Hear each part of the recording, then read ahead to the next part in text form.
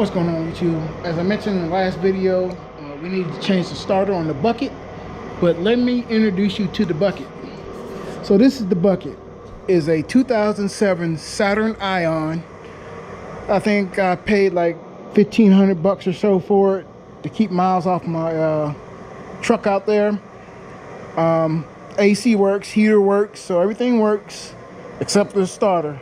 So like I say, it's a good little running car. It does 75 on the interstate with cruise control, all that good stuff. Got new tires on it, got some rims on it, stock stereo, interior. I put some seat covers on it because, you know, this car is 13 years old. As you can see, the third brake light is falling down. We did some minimum upgrades on the headliner, but of course it's falling down too, which y'all really probably can't see because it's dark in here. But yeah, this is the bucket.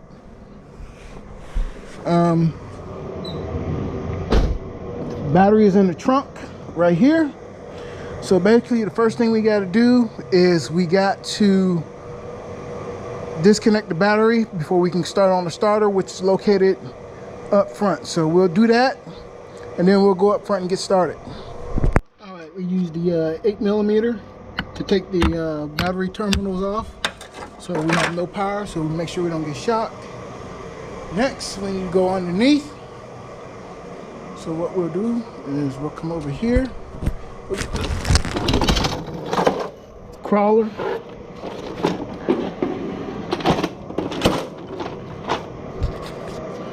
get our light.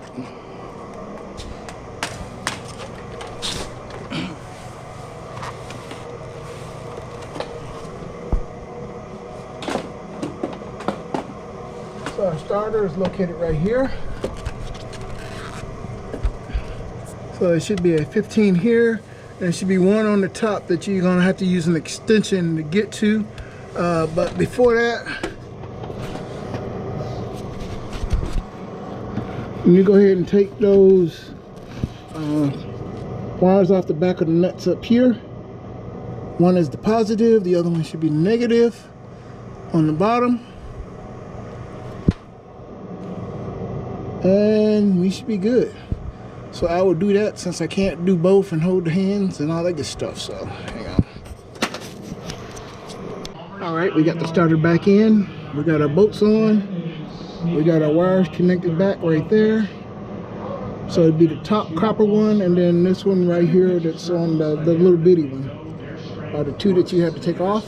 And then these two bolts, one here and one on the top. Like I say, you don't have to take your manifold off, which is right there. So much easier if you just reach your hand up. All right, we got the starter back in. We got our bolts on. We got our wires connected back right there. So it'd be the top copper one, and then this one right here that's on the little bitty one. The two that you have to take off. And then these two bolts, one here and one on the top. Like I say, you don't have to take your manifold off, which is right there. So much easier if you just reach your hand up here, which you really can't see, but there's a bolt up here. If you just reach your hand and you socket up there, you can get it done. It's a little more tedious because you can only make like quarter turns on the ratchet, but it is doable. So next, we just got to hook our battery back up and see if it'll start. So, we'll come back here.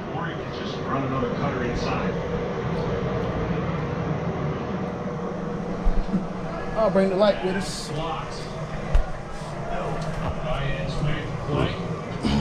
Count 2-2.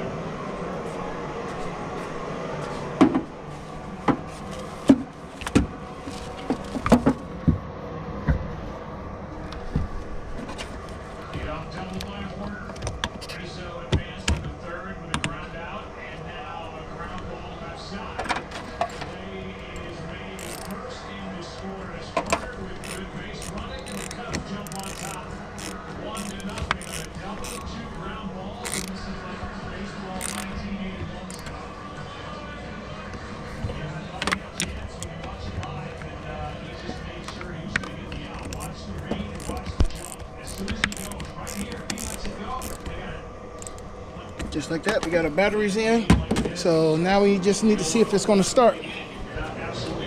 Put our tools back when we get finished with them.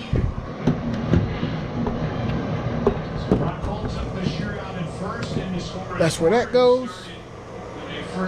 So we'll take the key.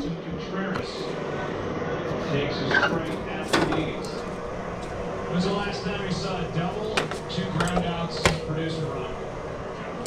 Doesn't happen often. We have lights. So this is the interior. Money. Just like that, it starts up money every time. So the problem I was having before is when I turn the key, everything would come on, but it go, and so you'd hold the key, and then eventually the starter would kick in, and then it would start. So instead of trying to hope and pray that it's going to start every time, I just went ahead and replaced the starter. Got it from AutoZone for like 160 bucks. The one that I did get from Amazon did not fit because the housing was clocked probably about 5 degrees too much one way. So I couldn't get it to line up with the boat, so I'll send it back. That's what happens when you buy some cheap stuff. But the one from AutoZone does work like a champ, so I'll just clean up my mess and then we'll put the bucket back outside.